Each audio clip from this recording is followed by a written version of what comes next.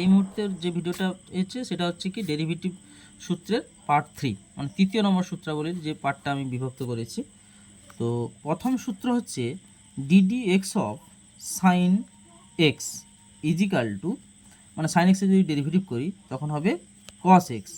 আর একই রকম আমি যদি এখানে থাকে d d x of sign of K x, তো আগেই বলেছি কী হচ্ছে ধ্রুবক রাশি যদি থাকে তখন একটা সামনে কে আসবে কস কে এক্স।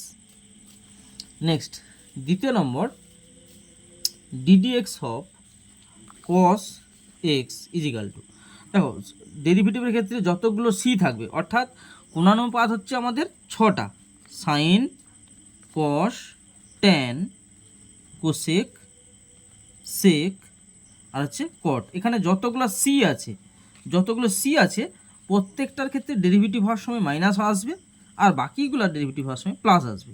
তো এবার ডেরিভেটিভ চলো, d d x of cos x is equal to minus sine x হয়। একই রকম যদি ধ্রুবক রাশি থাকে d d x of cos k x সমান minus k sine k x. তৃতীয় নম্বর d d x of tan x, d d x of tan x সমান sec square x.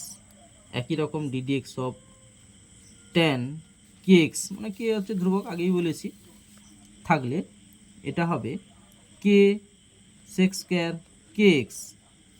4 number d d x of cosec x, দেখো আবার এখানে সি রয়েছে, তো C থাকা মানে বলেছি মাইনাস আসবে সামনে, minus cosec x cot x. আর যদি একই রকম যদি এখানে কোসেক কে এক্স থাকে তো minus k cosec k x cot k x হবে। 5 নম্বর d d x of sec x is equal to sec x tan x.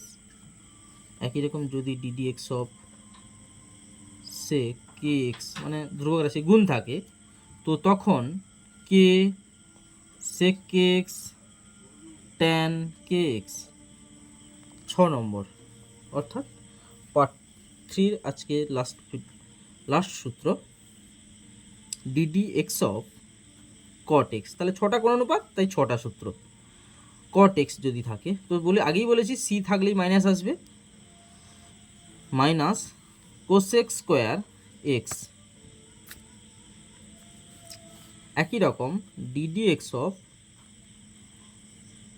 Cot k x is equal to minus k cosec square k x. তো আজকে part 3 এই 6টা সূত্র, আর একটা part রয়েছে 4 নম্বর part যেটা ইনভার্স সূত্রগুলো, সেটা পরের ভিডিওতে আমি দিচ্ছি।